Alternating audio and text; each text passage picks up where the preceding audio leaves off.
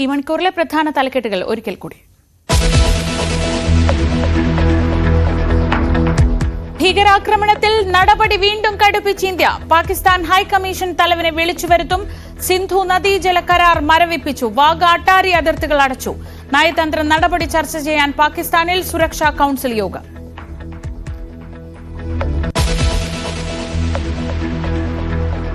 പഹൽഗാമിലെ ചോരക്കളിക്ക് മറുപടിയായി സൈനിക നീക്കത്തിന് ഇന്ത്യയുടെ തയ്യാറെടുപ്പ്. സജ്ജരായിരിക്കാൻ സേനയ്ക്ക് നിർദ്ദേശം. ഇനി എന്ത് എന്നാലോചിക്കാൻ പ്രതിരോധ മന്ത്രിയുടെ അധ്യക്ഷതയിൽ സർവകക്ഷി യോഗം. കശ്മീരിൽ മുഖ്യമന്ത്രി ഒമർ അബ്ദുള്ളയും യോഗം വിളിച്ചു. ഭീകരാക്രമണത്തെ അപലപിച്ച് കാനഡ.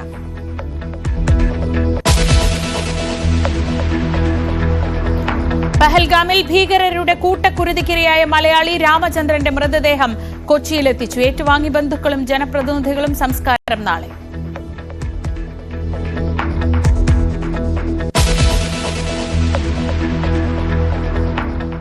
CMRL മാസപ്പടി കേസിൽ മുഖ്യമന്ത്രിയുടെ മകൾ വീണയ്ക്കെതിരെ ഗുരുതര തെളിവുകൾ നിരത്തിയ SFIO കുറ്റപത്രം. വീണയും ശശിധരൻ കർത്തായും ഒത്തുകളിച്ച് 2.78 കോടി തട്ടി. എക്സാലോജിക് എന്ന പരാമർശം വീണയെ ഉദ്ദേശിച്ച്.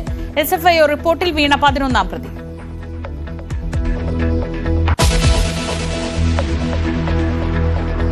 നിലമ്പൂരിൽ ഉപതെരഞ്ഞെടുപ്പ് ഇന്ന് പ്രഖ്യാപിച്ചേക്കും. ഒരുക്കങ്ങൾ വേഗത്തിലാക്കി മുന്നണികൾ. UDFന്റെ നേതൃസംഗമം പ്രതിപക്ഷ നേതാവ് ഉദ്ഘാടനം ചെയ്യും.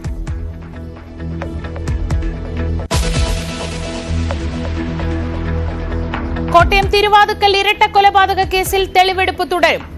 പ്രതി അമിത് ഒറാങ് താമസിച്ചിരുന്ന ലോഡ്ജിലെത്തിക്കും. ജനൽ തുറക്കാൻ ഉപകരണം വാങ്ങിയ കടയിലും തെളിവെടുപ്പ്.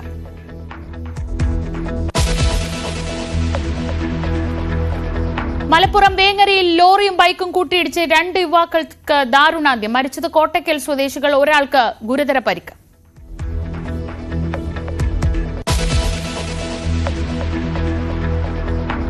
മുതലപ്പൊഴി പൂർണ്ണമായും മുറിക്കും. പ്രവൃത്തികൾ ഇന്ന് ആരംഭിക്കും. പൊഴി പൂർണ്ണമായും മുറിക്കുന്നത് പെരുമാതുറ പ്രദേശത്ത് വെള്ളം കയറിയതിനാൽ. മണൽ പൂർണ്ണമായി നീക്കുന്നതുവരെ സമരം തുടരാൻ സമരസമിതി.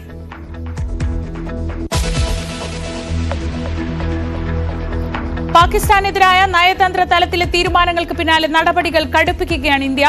പാകിസ്ഥാൻ ഹൈക്കമ്മീഷൻ തലവൻ സാദ് അഹമ്മദ് വറൈച്ചിനെ വിദേശകാര്യ മന്ത്രാലയം വിളിച്ചുവരുത്തും. ഇന്നലെ പ്രഖ്യാപിച്ച തീരുമാനങ്ങൾ രേഖാമൂലം സ്ഥാനപതിയെ അറിയിക്കും.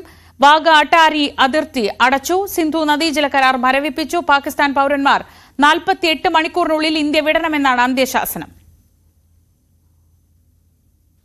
Recognizing the seriousness of this terrorist attack, the CCS decided upon the following measures. 1. The Indus Waters Treaty of 1960 will be held in abeyance with immediate effect until Pakistan credibly and irrevocably abjures its support for cross-border terrorism. The integrated checkpost Atari will be closed with immediate effect. Those who have crossed over with valid endorsements may return through that route before 1 May 2025. 3. Pakistani nationals will not be permitted to travel to India under the SAARC visa exemption scheme visas. Any SVES visas issued in the past to Pakistani nationals are deemed cancelled. Any Pakistani national currently in India under SVES visa has 48 hours to leave India. 4. The Defence, Military, Naval and Air advisors in the Pakistani High Commission in New Delhi are declared persona non grata. They have a week to leave India. India will be withdrawing its own Defence, Navy and Air advisors from the Indian High Commission in Islamabad. These posts in the respective High Commissions are deemed annulled. 5 support staff of the service advisors will also be withdrawn from both High Commissions. 5 support staff of the service advisors will also be withdrawn from both High Commissions. 5. The overall strength of the High Commissions will be brought down to 30 from the present 55 through further reductions to be effected by 1st May 2025. The CCS reviewed the overall security situation and directed all forces to maintain high vigil. It resolved that the perpetrators of this attack will be brought to justice and their sponsors held to account. As with the recent extradition of Tahawur Rana, India will be unrelenting in the pursuit of those who have committed acts of terror or conspired to make them possible. Indian നടപടികൾ ചർച്ച ചെയ്യാൻ പാകിസ്ഥാനിൽ ദേശീയ സുരക്ഷാ council യോഗം ഇന്ന് ചേരുന്നുണ്ട്. അതേസമയം സൈനിക നടപടി അടക്കമുള്ള കാര്യങ്ങൾ ചർച്ച ചെയ്യാൻ പ്രതിരോധ മന്ത്രി രാജ്നാഥ് സിംഗിന്റെ അധ്യക്ഷതയിൽ സർവകക്ഷി യോഗം ചേരും. ജമ്മുവിൽ മുഖ്യമന്ത്രി ഒമർ അബ്ദുള്ളയുടെ അധ്യക്ഷതയിലും യോഗം ചേരുന്നുണ്ട്. പ്രധാനമന്ത്രി ഇന്ന് ബീഹാറിലാണ്. ഇവിടെ വെച്ച് അദ്ദേഹത്തിന്റെ പ്രതികരണവും ഇന്നത്തെ ദിവസം പ്രതീക്ഷിക്കുന്നുണ്ട്. കെ പി അഭിലാഷ് വിവരങ്ങളുമായി. അഭിലാഷ്, ഈ വിഷയങ്ങളെ വളരെ ഗൗരവത്തോടെ സമീപിക്കുമ്പോഴും ഇന്ത്യ നൽകുന്ന ഒരു സന്ദേശം ഇതൊക്കെ ഇന്ത്യക്ക് കൈകാര്യം ചെയ്യാവുന്നതിൽ വളരെ കുറഞ്ഞൊരു കേസ് എന്ന മട്ടിലാണ്. ഇന്നിപ്പോൾ പ്രധാനമന്ത്രി ബീഹാറിലാണുള്ളത്. ഉദാഹരണത്തിന് രാജ്നാഥ് സിംഗ് കൃത്യമായ യോഗം വിളിക്കുന്നുണ്ട്, ഒമർ അബ്ദുള്ള കശ്മീരിൽ യോഗം വിളിക്കുന്നുണ്ട്. ഇതിന്റെയൊക്കെ പ്രത്യാഘാതങ്ങൾ ഉണ്ടാകാനിടയുള്ള പാകിസ്ഥാനിലും ഒരു യോഗം നടക്കുന്നുണ്ട്. ഇന്നലത്തെ ദിവസം കഴിയുമ്പോൾ ഇന്നത്തെ ദിവസം നമ്മൾ എന്തൊക്കെയാണ് പ്രതീക്ഷിക്കുന്നത്? ശ്രീജ, പൽഗാമിലെ തീവ്രവാദി ആക്രമണത്തിന് മണിക്കൂറുകൾ പിന്നിട്ട് കഴിയുമ്പോൾ കൂടുതൽ കടുത്ത നടപടികളിലേക്ക് രാജ്യം കടക്കുന്നു എന്നത് വ്യക്തമാവുകയാണ്. ഇനി നമുക്കറിയേണ്ടത് ഏത് തരത്തിലുള്ള സൈനിക നീക്കമാണ് ഇന്ത്യയുടെ ഭാഗത്ത് നിന്ന് ഉണ്ടാകാൻ പോകുന്നത് എന്നുള്ളതാണ്. ഇന്നലെ തന്നെ വളരെ തന്ത്രപ്രധാനമായ തീരുമാനങ്ങൾ ഇന്ത്യ കൈക്കൊണ്ടിരുന്നു. അത് വിദേശകാര്യ സെക്രട്ടറി വാർത്താ സമ്മേളനത്തിലൂടെ തന്നെ അറിയിക്കുകയും ചെയ്തു. ഇപ്പോൾ പാകിസ്ഥാന്റെ ഇന്ത്യയിലെ സ്ഥാനപതി കാര്യാലയത്തിന്റെ മേധാവിയെ ആണ് ഇന്ത്യ നേരിട്ട് വിളിപ്പിച്ചിട്ടുള്ളത്. അതായത് ഇന്ത്യ നയതന്ത്ര തലത്തിൽ സ്വീകരിച്ചിട്ടുള്ള ഈ കടുത്ത നിലപാടുകൾ നേരിട്ട് ഈ ഉദ്യോഗസ്ഥനെ രേഖാമൂലം അറിയിക്കുന്നതിന് വേണ്ടിയാണ് ഇങ്ങനെ വിളിപ്പിച്ചിട്ടുള്ളത്. അതിലേറ്റവും പ്രധാനപ്പെട്ടത് 1960 നിലവിൽ വന്ന സിന്ധു നദീജല കരാർ മരവിപ്പിച്ചു നിർത്തുന്നു എന്നുള്ളതാണ്. അതോടൊപ്പം തന്നെ വാഗ അതിർത്തി അടയ്ക്കുന്നു എന്നുള്ള തീരുമാനമാണ്. ഒപ്പം ഇന്ത്യയിൽ തുടരുന്ന പാകിസ്ഥാൻ പൗരന്മാർക്ക് കേവലം 48 മണിക്കൂർ മാത്രമാണ് സമയപരിധി നിശ്ചയിച്ചിട്ടുള്ളത്. ഈ 48 മണിക്കൂറിനകം തന്നെ ഇവർ രാജ്യം വിടണം എന്ന വളരെ പ്രധാനപ്പെട്ട തീരുമാനം. ന്യൂഡൽഹിയിലെ പാകിസ്ഥാൻ ഹൈക്കമ്മീഷനിലെ ഡിഫൻസ് അറ്റാഷമാരെ പുറത്താക്കി എന്ന തീരുമാനം. ഇവർ ഒരാഴ്ചയ്ക്കകം രാജ്യം വിടണം. ഇസ്ലാമാബാദിലെ ഇന്ത്യൻ ഹൈക്കമ്മീഷനിലെ ഡിഫൻസ് അറ്റാഷമാരെ പിൻവലിക്കും എന്നുള്ള തീരുമാനം. അതോടൊപ്പം തന്നെ ഇരു രാജ്യങ്ങളിലെയും നയതന്ത്ര ഉദ്യോഗസ്ഥരുടെ എണ്ണം 55 നിന്ന് 30 വെട്ടിച്ചുരുക്കിയ തീരുമാനം. ഇങ്ങനെ ഇന്ത്യ നയതന്ത്ര തലത്തിൽ പാകിസ്ഥാനെതിരെ സ്വീകരിച്ചിട്ടുള്ള തീരുമാനങ്ങൾ ഔദ്യോഗികമായി അറിയിക്കുന്നതിന് വേണ്ടിയാണ് ഇപ്പോൾ ഹൈക്കമ്മീഷൻ മേധാവിയെ നേരിട്ട് വിളിച്ചു വരുത്തുകയും ചെയ്തിട്ടുള്ളത്. അതോടൊപ്പം തന്നെ ഇന്ത്യയിൽ ഇന്ന് വളരെ പ്രധാനപ്പെട്ട യോഗങ്ങൾ ചേരുന്നുണ്ട്. അതിൽ എടുത്തു പറയേണ്ടത് ഇന്ന് നടക്കുന്ന സർവകക്ഷി യോഗം ആണ്. വിദേശകാര്യ മന്ത്രി, ആഭ്യന്തരമന്ത്രി, പ്രതിരോധ മന്ത്രി എന്നിവർ ഈ യോഗത്തിൽ പങ്കെടുക്കും എന്നാണ് അറിയാൻ സാധിക്കുന്നത്. പ്രതിരോധ മന്ത്രി രാജ്നാഥ് സിംഗിന്റെ അധ്യക്ഷതയിൽ ആണ് യോഗം ചേരുന്നത്. നിലവിലെ സാഹചര്യം ഉൾപ്പെടെ, അതായത് ഈ ഭീകരാക്രമണത്തിന്റെ പശ്ചാത്തലം, അതോടൊപ്പം ഇപ്പോൾ ഇന്ത്യ സ്വീകരിച്ചിട്ടുള്ള അടിയന്തരമായ ഇടപെടലുകൾ, വിവിധ പ്രദേശങ്ങളിലെ സുരക്ഷ ഇപ്രകാരം ശക്തമാക്കിയിരിക്കുന്നു. ഇക്കാര്യങ്ങൾ ആഭ്യന്തരമന്ത്രി അമിത്ഷാ സർവകക്ഷി യോഗത്തിൽ വിശദീകരിക്കും എന്നാണ് മനസ്സിലാക്കാൻ സാധിക്കുന്നത്. അതോടൊപ്പം തന്നെ ഇന്ത്യ ഈ നയതന്ത്ര തലത്തിൽ സ്വീകരിച്ചിട്ടുള്ള നിലപാടുകൾ, വിദേശ രാജ്യങ്ങളിൽ നിന്ന് ഇന്ത്യക്ക് ലഭിച്ചിട്ടുള്ള പിന്തുണ എന്നിവയായിരിക്കും വിദേശകാര്യമന്ത്രി എസ് ജയശങ്കർ സർവകക്ഷി യോഗത്തിൽ വിശദീകരിക്കുക. ഇതോടൊപ്പം തന്നെയാണ് ജമ്മു കാശ്മീർ മുഖ്യമന്ത്രി ഒമർ അബ്ദുള്ളയും ഇന്ന് സർവകക്ഷി യോഗം വിളിച്ചു ചേർത്തിട്ടുള്ളത്. നമുക്കറിയാം, കഴിഞ്ഞ കുറെ കാലങ്ങളായി ഇത്തരത്തിൽ സാധാരണക്കാരായ പൗരന്മാർക്ക് നേരെ തീവ്രവാദി ആക്രമണം ഉണ്ടാകാറില്ല. മറിച്ച് അതിർത്തി കടന്നുവന്ന് സൈനികർക്ക് നേരെയുള്ള ആക്രമണങ്ങൾ ആണ് ഉണ്ടാകാറുള്ളത്. അതുകൊണ്ട് തന്നെ ജമ്മു കാശ്മീരിലെ ജനതയെ ഭയപ്പെടുത്തുന്ന ഒരു ആക്രമണം ആണ് ഉണ്ടായിട്ടുള്ളത്. അതുമാത്രവുമല്ല, ജമ്മു കാശ്മീരിനെ സംബന്ധിച്ചിടത്തോളം ഇപ്പോൾ അവരുടെ പ്രധാനപ്പെട്ട വരുമാന മാർഗം എന്നത് വിനോദസഞ്ചാരത്തിലൂടെ ലഭിക്കുന്ന വരുമാനം എന്നുള്ളതാണ്. ലക്ഷക്കണക്കിന് ഇതര സംസ്ഥാനത്ത് നിന്നുള്ളവരും വിദേശികളും ആയിട്ടുള്ളവർ ആയിരുന്നു ജമ്മു കാശ്മീരിലേക്ക് എത്തിക്കൊണ്ടിരുന്നത്. അത് സാമ്പത്തികമായി ആ സംസ്ഥാനത്തെ ഉയർച്ചയിലേക്ക് നയിക്കുന്നതിന് ഇടയിലാണ് ഇത്തരത്തിൽ വിനോദസഞ്ചാരികളെ തെരഞ്ഞുപിടിച്ചുകൊണ്ടുള്ള ഒരു ഭീകരാക്രമണം നടന്നത്.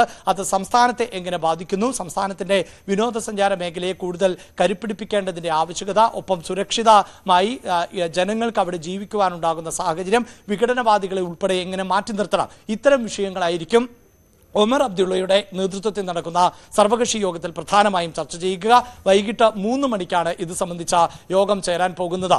അതോടൊപ്പം ഇന്ത്യ സൈനികമായ തലത്തിൽ വളരെ പ്രധാനപ്പെട്ട തന്ത്രപ്രധാനമായ നീക്കങ്ങൾക്ക് മുതിരുന്നു എന്ന് തന്നെയാണ് നമുക്ക് മനസ്സിലാക്കാൻ സാധിക്കുന്നത്. അത് ഒരു പക്ഷേ ഈ നയതന്ത്ര തലത്തിൽ സ്വീകരിച്ചിട്ടുള്ള നടപടികൾ പോലെ അതിവേഗം സ്വീകരിക്കാവുന്ന ഒന്നല്ല. മറിച്ച് ഇന്ത്യയെ സംബന്ധിച്ചിടത്തോളം അതിർത്തി കടന്ന് എപ്പോഴൊക്കെ ഇന്ത്യ ആക്രമണങ്ങൾ ഔദ്യോഗികമായി നടത്താറുണ്ടോ അത് വളരെ കൃത്യമായി അറിയിച്ചുകൊണ്ടുള്ള ആക്രമണങ്ങൾ ആണ് നടത്താറുള്ളത്. അല്ലെങ്കിൽ ഇങ്ങനെ ഒരു ആക്രമണം ഞങ്ങൾ നടത്തി എന്ന് ലോകരാജ്യങ്ങളോട് വളരെ കൃത്യമായി അറിയിക്കാറുണ്ട്. അതാണ് ഉറി, പുൽവാമ പോലെയുള്ള സംഭവങ്ങളിൽ നിന്ന് 2014-ലും 2019-ലും ഒക്കെ വ്യക്തമാക്കിയിട്ടുള്ളത്. എന്തായാലും ഇപ്പോൾ ഇന്ത്യയെ സംബന്ധിച്ചിടത്തോളം വളരെ പ്രധാനപ്പെട്ടത് അന്താരാഷ്ട്ര നീതിന്യായ കോടതികളിൽ അടക്കം അങ്ങനെ ഒരു ആക്രമണം നടത്തിയതിനെ ചലഞ്ച് ചെയ്യാൻ സാധ്യതയുണ്ട് എന്നതുകൊണ്ട് തന്നെ ഈ ഭീകരവാദ പ്രവർത്തനങ്ങൾ വളരെ കൃത്യമായി പാകിസ്ഥാന്റെ അറിവോടുകൂടിയാണ് നടന്നിട്ടുള്ളത് എന്നതിന്റെ തെളിവുകൾ ശേഖരിക്കുക എന്നുള്ളതാണ്. അത്തരം തെളിവുകൾ ഇന്ത്യക്ക് ലഭിച്ചു കഴിഞ്ഞു എന്നുള്ളത് തന്നെയാണ് വിവരം. അതിന്റെ അടിസ്ഥാനത്തിലാണ് ഈ തീവ്രവാദി ആക്രമണത്തെ പാകിസ്ഥാനിൽ ഇരുന്നു കൊണ്ടാണ് അസൂരി നിയന്ത്രിച്ചത് എന്ന് ഇന്ത്യക്ക് കണ്ടെത്താൻ സാധിച്ചിട്ടുള്ളത്. ഈ ആക്രമണത്തിന്റെ ഭാഗമായതിൽ ഒരാൾ പാകിസ്ഥാന്റെ മുൻ സൈനിക ഉദ്യോഗസ്ഥനാണ് എന്ന് തിരിച്ചറിഞ്ഞിട്ടുള്ളത്. ഒപ്പം തദ്ദേശീയരായിട്ടുള്ള ആളുകൾ ഉൾപ്പെടെ ഈ ആക്രമണത്തിൽ സഹായം എത്തിച്ചുവെന്നും അതോടൊപ്പം തന്നെ ആക്രമണത്തിന്റെ ഭാഗമായി എന്ന വിവരവും ഇന്ത്യക്ക് ശേഖരിക്കാൻ കഴിഞ്ഞിട്ടുണ്ട്. ഈ തെളിവുകൾ ശേഖരിച്ചതിന് ശേഷം അപ്രതീക്ഷിതമാകുന്ന ഒരു സമയത്ത് തന്നെയായിരിക്കും ഇന്ത്യയുടെ തിരിച്ചടി ഉണ്ടാവുക. എന്തായാലും പാകിസ്ഥാൻ ഏറെ ആശങ്കപ്പെടുന്നു എന്ന് വേണം ഈ മണിക്കൂറുകളിൽ നമുക്ക് മനസ്സിലാക്കാൻ. പ്രത്യേകിച്ച് ഈ ആക്രമണം നടന്നതിന് ശേഷം പതിവ് പോലെ പാകിസ്ഥാൻ ആക്രമണത്തിന്റെ ഉത്തരവാദിത്തത്തിൽ നിന്ന് ഒഴിഞ്ഞുമാറി തീവ്രവാദത്തെ പിന്തുണയ്ക്കുന്ന നിലപാട് തങ്ങൾക്കില്ല എന്നുള്ളതായിരുന്നു പാകിസ്ഥാന്റെ മറുപടിയെങ്കിൽ ഇപ്പോൾ പാക് പ്രധാനമന്ത്രി അടിയന്തരമായി സുരക്ഷാകാര്യ യോഗം വിളിച്ചു ചേർത്തിട്ടുണ്ട്. അത് ഇന്ത്യ ഇപ്പോൾ സ്വീകരിച്ചിട്ടുള്ള നയതന്ത്ര നടപടികളുടെ കൂടി പശ്ചാത്തലത്തിലാണ്. ഇവിടെ എടുത്തു പറയേണ്ടത് ശ്രീജ, 1960-ൽ നിലവിൽ വന്നിട്ടുള്ള നദീജല കരാർ അതിന് ഒരു കോട്ടവും ഇതുവരെയും സംഭവിച്ചിട്ടില്ല. പ്രത്യേകിച്ച് 1965-ലും 71-ലും ഇന്ത്യയും പാകിസ്ഥാനും നേരിട്ട് യുദ്ധത്തിൽ ഏർപ്പെട്ടപ്പോൾ പോലും ആ കരാറിൽ ഏതെങ്കിലും തരത്തിലുള്ള ഇടപെടൽ നടത്താൻ ഇന്ത്യ തയ്യാറായിരുന്നില്ല. അപ്പോൾ ഏറ്റവും കടുത്ത ഒരു തീരുമാനത്തിലേക്ക് ഇന്ത്യ പോയിരിക്കുന്നു. പ്രത്യേകിച്ച് ഈ നദീജല കരാർ മരവിപ്പിക്കുന്നു എന്നത് പാകിസ്ഥാനെ പ്രതികൂലമായി ബാധിക്കുന്ന ഒന്നാണ്. ഈ പാകിസ്ഥാനിലെ 80% കാർഷിക മേഖലയും ഈ നദീജല കരാറിനെ അല്ലെങ്കിൽ നദീജലത്തെ ആശ്രയിച്ചാണ് മുന്നോട്ട് പോകുന്നത്. പഞ്ചാബ് പ്രവിശ്യ, പാകിസ്ഥാനിലെ പഞ്ചാബ് പ്രവിശ്യയെ അടക്കം വളരെ പ്രതികൂലമായി ബാധിക്കും ഈ നീക്കം എന്നാണ് ഇപ്പോൾ മനസ്സിലാക്കാൻ സാധിക്കുന്നത്. അതോടൊപ്പം തന്നെ ഇന്ത്യയിൽ ഇത്തരത്തിലൊരു ആക്രമണം നടക്കുമ്പോൾ ഇന്ത്യൻ പ്രധാനമന്ത്രി വിദേശത്തായിരുന്നു, സൗദിയിലായിരുന്നു. അദ്ദേഹം തിരിച്ചു വന്നത് സാധാരണ പാകിസ്ഥാനിലെ വ്യോമപാതയിലൂടെ ആണ്. പ്രധാനമന്ത്രിക്ക് സൗദിയിൽ നിന്ന് ഇന്ത്യയിലേക്ക് തിരികെ എത്താൻ സാധിക്കുന്നത് എങ്കിൽ ആ വ്യോമപാത അടക്കം ഉപേക്ഷിച്ചുകൊണ്ടുള്ള മടങ്ങിവരവാണ് നടത്തിയത്. അപ്പോൾ എല്ലാ അർത്ഥത്തിലും ലോകരാജ്യങ്ങൾക്കിടയിൽ പാകിസ്ഥാനെ ഒറ്റപ്പെടുത്തുക എന്ന തന്ത്രപരമായ തീരുമാനം ഇന്ത്യ കൈക്കൊണ്ടിരിക്കുന്നു എന്ന് പാകിസ്ഥാൻ തിരിച്ചറിയുന്നുണ്ട്. അതുകൊണ്ട് തന്നെ അതിനെ എങ്ങനെ അതിജീവിക്കണം എന്ന നിർണായകമായ വിവരങ്ങൾ അല്ലെങ്കിൽ കൂടിയാലോചനകൾ ആണ് പാകിസ്ഥാന്റെ ഭാഗത്ത് നിന്നുണ്ടാകുന്നത്. ഒപ്പം സൈനികമായ തിരിച്ചടി ഏത് നിമിഷവും പാകിസ്ഥാന് പ്രതീക്ഷിക്കാവുന്നതും ആണ്. ഇപ്പോൾ നമുക്ക് ലഭിക്കുന്ന വിവരങ്ങൾ അനുസരിച്ച് പാകിസ്ഥാന് വളരെ കൃത്യമായ പങ്കുണ്ട് എന്നു മാത്രവുമല്ല, പാക് സേന കരുതലോടുകൂടി തന്നെയായിരുന്നു ഇരുന്നത്. അതായത് ഇങ്ങനെ ഒരു ആക്രമണം ഇന്ത്യയിൽ നടത്തുക, ആ സമയത്ത് തിരിച്ചടി ഉണ്ടാകാനുള്ള സാധ്യതയുണ്ട് എന്ന് തിരിച്ചറിയുക, ഇങ്ങനെയൊരു നീക്കം പാകിസ്ഥാൻ സൈന്യത്തിന്റെ ഭാഗത്ത് നിന്ന് ഉണ്ടായിട്ടുണ്ട്. അതിർത്തി മേഖലകളിൽ അടക്കം വലിയ തോതിൽ പാകിസ്ഥാൻ സൈന്യത്തെ വിന്യസിച്ചിരുന്നു എന്നാണ് മനസ്സിലാക്കാൻ സാധിക്കുന്നത്. ഇന്ത്യയുടെ ഭാഗത്ത് നിന്ന് കരസേനയുടെ ആക്രമണം ഉണ്ടായാൽ അതിനെ ചെറുക്കുന്നതിന് വേണ്ടിയുള്ള എല്ലാ തന്ത്രങ്ങളും പാക് സൈന്യം ഒരുക്കിയിട്ടുണ്ട് എന്നാണ് മനസ്സിലാക്കാൻ സാധിക്കുന്നത്. പക്ഷേ ഇന്ത്യയുടെ സമീപനം എന്നത് ഞാൻ നേരത്തെ സൂചിപ്പിച്ചതുപോലെ കൃത്യമായി പാകിസ്ഥാന്റെ പങ്ക് തെളിയിക്കുന്ന തെളിവുകൾ അടക്കം ശേഖരിച്ചതിന് ശേഷമുള്ള ഒരു ആക്രമണമാണ് ഉണ്ടാകാൻ സാധ്യത. ഒപ്പം ഇന്ത്യൻ രഹസ്യാന്വേഷണ വിഭാഗം വിലയിരുത്തുന്നത് അധിക സമയമൊന്നും ഈ അതിർത്തി മേഖലയിൽ ശക്തമായ കാവൽ ഒരുക്കാൻ പാകിസ്ഥാൻ സൈന്യത്തിന് സാധിക്കില്ല എന്നതാണ്. കാരണം ഇപ്പോൾ തന്നെ പാക് സൈന്യം വലിയ പ്രതിസന്ധിയാണ് അവിടെ നേരിട്ടുകൊണ്ടിരിക്കുന്നത്. ആഭ്യന്തര പ്രതിസന്ധികൾ ഉണ്ട്, ഭരണ അസ്ഥിരതയടക്കം പാക് സൈന്യം നേരിടുന്ന വലിയ വെല്ലുവിളിയാണ്. അതോടൊപ്പം ഏതാനും ദിവസങ്ങൾക്ക് മുമ്പായിരുന്നു ബലൂചിസ്ഥാനിൽ വിഘടനവാദം ശക്തമാവുകയും ബലൂച്ച് തീവ്രവാദികൾ ട്രെയിൻ തട്ടിയെടുക്കുന്ന സാഹചര്യം ഉണ്ടാവുകയും ചെയ്യുന്നത്. ഇപ്പോഴും ബലൂചിസ്ഥാനിൽ അത്തരത്തിലുള്ള ആക്രമണ പദ്ധതികൾ തുടരുന്ന സാഹചര്യം ആണുള്ളത്. മറുഭാഗത്ത് തെഹ്രീക്ക് താലിബാനെ നേരിടേണ്ട മറ്റൊരു വലിയ ദൗത്യവും പാക് സൈന്യത്തിനുണ്ട്. അപ്പോൾ ഇങ്ങനെ പാക് സൈന്യത്തെ സംബന്ധിച്ചിടത്തോളം കൂടുതൽ കാര്യക്ഷമമായി മുന്നോട്ട് പോവുക എന്നത് അതിർത്തി പ്രദേശത്ത് സാധ്യമാകുന്ന ഒന്നല്ല. ഏതാനും ദിവസങ്ങളോ ആഴ്ചകളോ മാത്രമേ ഇത്തരത്തിൽ പ്രതിരോധം തീർക്കാൻ പാക് സൈന്യത്തിന് സാധിക്കുകയുള്ളൂ. അതുമാത്രവുമല്ല, പാകിസ്ഥാനെ സംബന്ധിച്ചിടത്തോളം വലിയ സാമ്പത്തിക പ്രതിസന്ധി നേരിടുന്ന പശ്ചാത്തലത്തിൽ ബജറ്റിൽ പോലും സൈന്യത്തിന് വേണ്ടി കൂടുതൽ ഫണ്ട് വകയിരുത്താൻ പറ്റാത്തൊരു സാഹചര്യം കൂടിയാണുള്ളത്. അതായത് അംഗബലം കൊണ്ടോ ആയുധശേഷി കൊണ്ടോ ഒന്നും ഇന്ത്യയുടെ പ്രതിരോധത്തെ അല്ലെങ്കിൽ ഇന്ത്യയുടെ തിരിച്ചടിയെ താങ്ങാൻ പാകിസ്ഥാന് സാധിക്കില്ല. പക്ഷേ ഒരു കാര്യം കൂടി എടുത്തു പറയേണ്ടതുണ്ട്.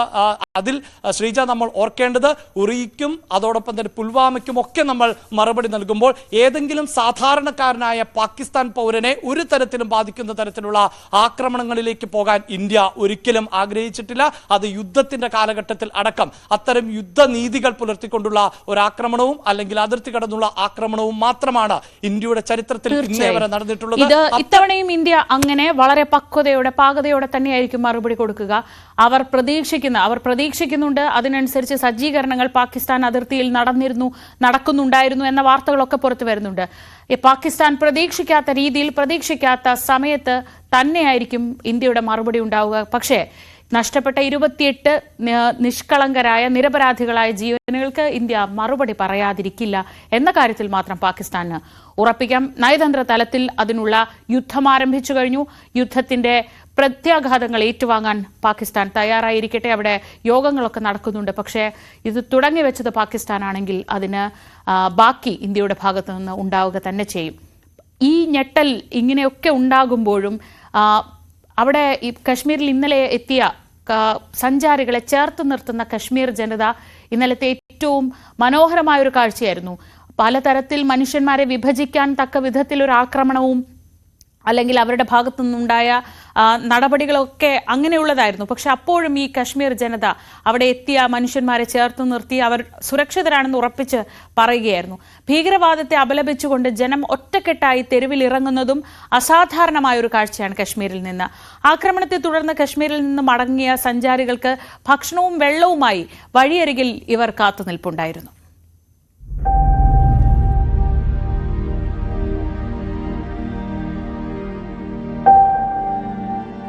3.5 പതിറ്റാണ്ടിനിടെ ആദ്യമായി കശ്മീർ സമ്പൂർണ്ണമായി അടഞ്ഞുകിടന്നു. പഹൽഗാമിലെ ഭീകരാക്രമണത്തെ തുടർന്നാണ് രാഷ്ട്രീയ പാർട്ടികളും മതസംഘടനകളും വ്യാപാര സംഘടനകളും സംയുക്തമായി ബന്ദിന് ആഹ്വാനം ചെയ്തത്. എല്ലാവരും കടകളും മറ്റ് സ്ഥാപനങ്ങളും അടച്ചിടണമെന്ന അഭ്യർത്ഥന മോസ്കുകളിലെ ഉച്ചഭാഷിണികളിൽ നിന്ന് വന്നുകൊണ്ടിരുന്നു. കശ്മീർ ജനത അത് കേട്ടു. അങ്ങനെ തെരുവുകളിൽ പ്രതിഷേധം മുഴുവൻ കൊണ്ടു. ഭീകരവാദത്തെ അപലപിച്ചുകൊണ്ട് ജനം ഒറ്റക്കെട്ടായി തെരുവിലിറങ്ങി.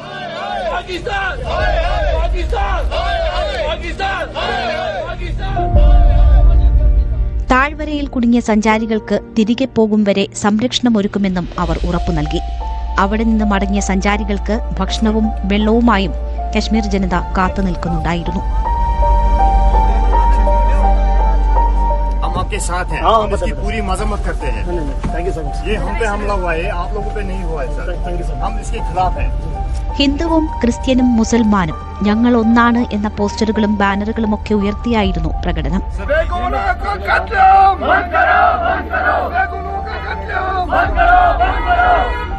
ഭീകരാക്രമണത്തിൽ പ്രതിഷേധിച്ച് കശ്മീരിലെ പത്രങ്ങൾ 1-ാം പേജ് കറുത്ത നിറത്തിൽ അച്ചടിച്ചു. അഗാധമായ ദുഃഖത്തിലും കശ്മീരിന്റെ ശബ്ദം നിശബ്ദമാകില്ലെന്ന സന്ദേശമാണ് മാധ്യമങ്ങൾ നൽകിയത്.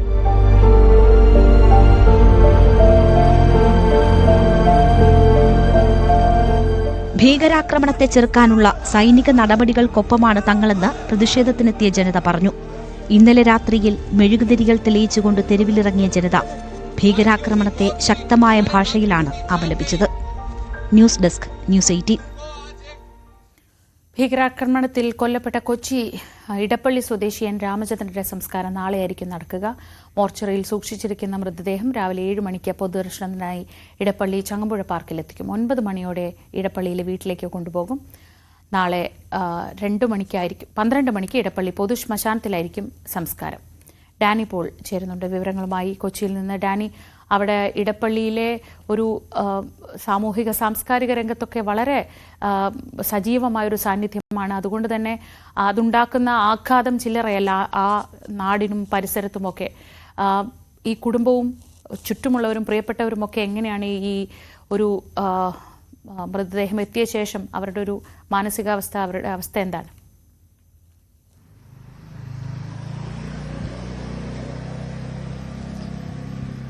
ശ്രീജ, വളരെയധികം അടുപ്പം ചുറ്റുപാടുകളുമായി പുലർത്തിയിരുന്ന ഒരു വ്യക്തിയായിരുന്നു എൻ രാമചന്ദ്രൻ. അദ്ദേഹം സാമൂഹിക പ്രവർത്തന രംഗത്തും എല്ലാം തന്നെ വളരെ സജീവമായിട്ട് ഇടപെട്ടിരുന്ന ഒരാൾ കൂടിയാണ്. വളരെ പൊതുപ്രവർത്തകനായിരുന്നു. അങ്ങനെ വിവിധ ഈ ആളുകളുമായിട്ട്, സമൂഹത്തിന്റെ വിവിധ തുറകളിലുള്ളവരുമായി വളരെ അടുപ്പം പുലർത്തിയിരുന്ന ഒരാൾ തന്നെയായിരുന്നു ഇദ്ദേഹം. ഇവിടേക്ക് കുടുംബമൊത്ത് കശ്മീരിലേക്ക് വിനോദയാത്ര പോകുന്ന വിവരവും കാര്യങ്ങളും എല്ലാം മറ്റ് സുഹൃത്തുക്കളുമായും ബന്ധുക്കളുമായും എല്ലാവരും തന്നെ പങ്കുവയ്ക്കുകയും ചെയ്തിരുന്നു. പക്ഷെ ഇങ്ങനെയൊരു ആക്രമണം ഉണ്ടാകുമ്പോൾ അതിൽ തങ്ങളുടെ പ്രിയപ്പെട്ടവരും അതിൽ ഉൾപ്പെട്ടിട്ടുണ്ടാകുന്ന യാതൊരു രീതിയിലും ആരും തന്നെയും നനച്ചിരുന്നില്ല. വളരെ തീർത്തും അപ്രതീക്ഷിതമായിരുന്നു ആ വാർത്ത ഇവിടേക്ക് എത്തുന്നത്. അതിൻ്റെ ഒരു നടുക്കത്തിൽ തന്നെയാണ് ചുറ്റുപാടുകളിലുള്ളവരെല്ലാവരും തന്നെയും ഇപ്പോഴും ഉള്ളത്. അദ്ദേഹത്തിൻ്റെ വസതിക്ക് സമീപമാണ് നമ്മളുള്ളത്. ഇപ്പോൾ ഇവിടെ സ്വകാര്യ ആശുപത്രി മോർച്ചറിയിലാണ് അദ്ദേഹത്തിൻ്റെ മൃതദേഹം സൂക്ഷിച്ചിരിക്കുന്നത്. ഇന്നലെ നെടുമ്പാശ്ശേരി വിമാനത്താവളത്തിൽ മൃതദേഹം എത്തിക്കുമ്പോൾ മാത്രമാണ് അദ്ദേഹത്തിൻ്റെ ഭാര്യയോട് ഇത് സംബന്ധിച്ചുള്ള കാര്യങ്ങൾ പറയുന്നത്. കാരണം അവർ ഹൃദയ സംബന്ധമായ അസുഖങ്ങളെ തുടർന്ന് ചികിത്സയിലായിരുന്നു. അവർക്ക് ഒപ്പം യാത്രാ സംഘത്തിൽ ഉണ്ടായിരുന്നുവെങ്കിലും ഈ ആക്രമണം നടന്നിടത്തേക്ക് അവർ വന്നിരുന്നില്ല. ഹോട്ടൽ മുറിയിൽ തന്നെ തുടരുകയായിരുന്നു. ഇന്നലെ അവിടെ നിന്ന് തിരിച്ച് പോരുമ്പോഴും ഇത്തരം വിവരങ്ങളോ കാര്യങ്ങളോ ഒന്നും തന്നെ പങ്കുവച്ചിരുന്നില്ല. അവർ അപകടത്തിൽ പരിക്കുപറ്റി എന്ന രീതിയിൽ മാത്രമാണ് അവർക്ക് ആ ഒരു സന്ദേശം മാത്രമാണ് നൽകിയിരുന്നത്. ഒടുവിൽ നെടുമ്പാശ്ശേരിയിൽ എത്തുമ്പോൾ മാത്രമാണ് അടുത്ത ബന്ധുക്കൾ ചേർന്ന് ഇവർ ഭാര്യയെ ഈ വിവരം ധരിപ്പിക്കുന്നത് എല്ലാം തന്നെ ചെയ്യുന്നത്. റിട്ടയർഡ് അധ്യാപികയാണ്. ആ കുട്ടികൾ അവർക്ക് മുന്നിൽ വെച്ചാണ്, മകളുടെ ഇരട്ടക്കുട്ടികൾ അവർക്ക് മുന്നിൽ വെച്ചാണ് ഈ ദുരന്തം ഉണ്ടാകുന്നത്. അതിൻ്റെ ഒരു ആഘാതം അവരിലെല്ലാവരിലും തന്നെയുണ്ട്. വലിയ നടുക്കവും ആഘാതവും എല്ലാവരിലും തന്നെ അത് സൃഷ്ടിച്ചിട്ടുണ്ട്. ഇന്നലെ കേന്ദ്രമന്ത്രിമാരായ സുരേഷ് ഗോപിയും ജോർജ് കുര്യനും അതോടൊപ്പം സംസ്ഥാന മന്ത്രി പി പ്രസാദും എല്ലാവരും ചേർന്നാണ് മൃതദേഹം ഏറ്റുവാങ്ങുന്നത്. ഭൗതിക ശരീരത്തിൽ ഇന്നലെ അവിടെ അന്ത്യാഞ്ജലികൾ അർപ്പിക്കാനുള്ള ഒരു ക്രമീകരണം ചെറിയ രീതിയിൽ ചെയ്തിരുന്നു. പിന്നീടാണ് റിനെ മെഡ്സിറ്റി സ്വകാര്യ ആശുപത്രി മോർച്ചറിയിലേക്ക് കൊണ്ടുപോകുന്നത്. നാളെയാണ് അതിൻ്റെ ഒരു പൊതുദർശനം അടക്കമുള്ള കാര്യങ്ങളിൽ ഒരു ക്രമീകരണം നടത്തിയിരിക്കുന്നത്. ഇവിടെ അടുത്തുള്ള ചങ്ങമ്പുഴ പാർക്കിൽ രാവിലെ 7 മണി മുതൽ 9 മണി വരെയാണ്, 2 മണിക്കൂർ സമയമാണ് പൊതുദർശനം ഉണ്ടാവുക. അതിനുശേഷം ഇവിടെ ഇടപ്പള്ളി മോഡേൺ ബ്രെഡ് കമ്പനിക്ക് പിറകിലുള്ള മാങ്ങാട്ട് റോഡ്, ഈ റോഡിലെ വസതിയിലേക്ക് അദ്ദേഹത്തെ ഇവിടേക്ക് കൊണ്ടുവരികയും ചെയ്യും. ഏതാണ്ട് 12 മണി വരെയാണ് ഇവിടെ വീട്ടിൽ പൊതുദർശനവും കാര്യങ്ങളും ഉണ്ടാകുക. അതിനുശേഷം ഇടപ്പള്ളിയിലെ പൊതുശ്മശാനത്തിലാണ് സംസ്കാര ചടങ്ങുകളടക്കമുള്ള കാര്യങ്ങൾ നടക്കുക. വലിയൊരു ജനാവലിയെ തന്നെയാണ് ഇവിടേക്ക് പ്രതീക്ഷിക്കുന്നത്. കാരണം അത്രമേൽ പരിചിതനായിരുന്നു, അത്രമേൽ എല്ലാവരുമായി ഒരു അടുപ്പം സൂക്ഷിച്ച ഒരാൾ തന്നെയായിരുന്നു. എന്തായാലും ആ ഒരു ആഘാതത്തിൽ തന്നെയാണ് ഇടപ്പള്ളിയും ചുറ്റുപാടുമുള്ള ഈ പ്രദേശങ്ങളും എല്ലാം. കാരണം രാജ്യം വലിയ രീതിയിൽ നടുങ്ങിയ, വിറച്ചുപോയ ഒരു ഭീകരാക്രമണത്തിൽ തങ്ങളുടെ പ്രിയപ്പെട്ട ഒരാൾ കൂടി നഷ്ടപ്പെട്ടിരിക്കുന്നു എന്ന ഒരു ആഘാതം എല്ലാവരിലും തന്നെയുണ്ട്. ശ്രീജ, ഡാനി പോളാണ് വിവരങ്ങൾ നൽകിയത് കൊച്ചിയിൽ നിന്ന്. കൂട്ടക്കൊലയുടെ ഉത്തരവാദിത്വം ഇന്നലെ ഏറ്റെടുത്ത് രംഗത്തെത്തിയ ദ റെസിസ്റ്റൻസ് ഫ്രണ്ട് എന്ന സംഘടനയെക്കുറിച്ച് നമ്മളൊന്നും അധികം കേട്ടിട്ടില്ല. തീവ്രവാദികൾ വിനോദസഞ്ചാരികളെ ലക്ഷ്യം വെക്കുന്നതും പഹൽഗാം ഭീകരാക്രമണത്തിലെ അപൂർവതയാണ്. ദി റെസിസ്റ്റൻസ് ഫ്രണ്ട് എന്ന TRF പാകിസ്ഥാൻ ആസ്ഥാനമായുള്ള തീവ്രവാദി സംഘടനകളുടെ പിന്തുണയോടെ പ്രവർത്തിക്കുന്ന ഭീകര ഗ്രൂപ്പാണ്. 2019 കശ്മീരിന്റെ പ്രത്യേക പദവി എടുത്തുകളഞ്ഞതിന്റെ പ്രതികാരമായാണ് ഈ സംഘടന രൂപപ്പെട്ടത്. കശ്മീരി സ്വാതന്ത്ര്യ പ്രസ്ഥാനമെന്ന് വിശേഷിപ്പിക്കുന്ന TRF വാസ്തവത്തിൽ പാകിസ്ഥാന്റെ ലഷ്കർ-ഇ-തൊയ്ബയുടെ ഒരു ശാഖയാണെന്നാണ് ഇന്ത്യൻ സർക്കാർ കരുതുന്നത്. മറ്റ് തീവ്രവാദി സംഘടനകളിൽ നിന്ന് വ്യത്യസ്തമായി TRF മതേതരത്വത്തിന്റെ മുഖംമൂടി കൂടി ഉപയോഗിക്കുന്നു. ഇവർ ജിഹാദ് എന്നതിന് പകരം പ്രതിരോധം എന്ന ആശയത്തെ ഉയർത്തിക്കാട്ടുന്നു. കാശ്മീർ പൗരന്മാരുടെ താൽപര്യങ്ങൾക്ക് വേണ്ടിയുള്ള സ്വദേശീയ പ്രസ്ഥാനമായിട്ടാണ് ചിത്രീകരിക്കാൻ ശ്രമിക്കുന്നത്. എന്നിരുന്നാലും കശ്മീരി പണ്ഡിറ്റുകൾ, സിഖുകൾ, ഹിന്ദുക്കൾ, മുസ്ലിങ്ങൾ തുടങ്ങിയ വിവിധ മതവിഭാഗങ്ങളെ ലക്ഷ്യമിട്ടുള്ള ആക്രമണങ്ങൾ ഈ മതേതര മുഖംമൂടിയുടെ വൈരുദ്ധ്യം വ്യക്തമാക്കുന്നു. കശ്മീരിലെത്തുന്ന പ്രദേശവാസികളല്ലാത്ത വിനോദസഞ്ചാരികളെയും തീർത്ഥാടകരെയും തങ്ങൾ ആക്രമിക്കുമെന്ന് TRF പലതവണ മുന്നറിയിപ്പ് നൽകിയിട്ടുണ്ട്. ആർട്ടിക്കിൾ 370 റദ്ദാക്കിയതിനു ശേഷം കാശ്മീർ ശാന്തമാണെന്നും ക്രമസമാധാന പ്രശ്നങ്ങളൊന്നും നിലവിലില്ലെന്നുമാണ് കേന്ദ്ര സർക്കാർ അവകാശപ്പെട്ടിരുന്നത്.